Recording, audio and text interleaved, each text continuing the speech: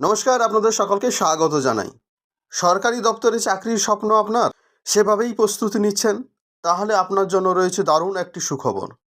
পূর্ব মেদিনীপুর জেলায় ভূমি ও ভূমি সংস্কার দপ্তরে একাধিক পদে নিয়োগের বিজ্ঞপ্তি প্রকাশ করল রাজ্য সরকার।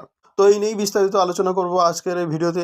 এই ভিডিওটির মাধ্যমে আপনারা জানতে পারবেন যে পূর্ব মেদিনীপুর জেলায় ভূমি ও ভূমি সংস্কার দপ্তরে কয়টি শূন্যপদ রয়েছে, কীভাবে আবেদন করবেন, আবেদনের শেষ তারিখ বা কবে। খুঁটিনাটি জেনে আবেদন করুন এখনই। তবে এই নিয়োগ চুক্তিভিত্তিক। মোট শূন্যপদ 19টি।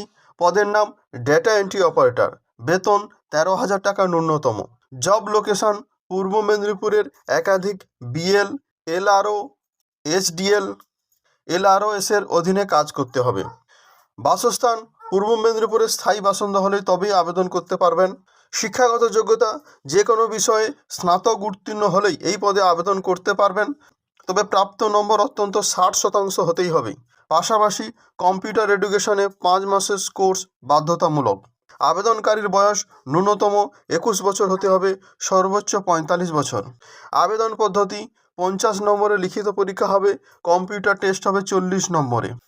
বিস্তারিত তথ্যের জন্য আপনারা পূর্ব মেদিনীপুর জেলার ওয়েবসাইট purboMedinipur.gov.in এই ওয়েবসাইটে গিয়ে বিস্তারিত তথ্য জেনে নিন।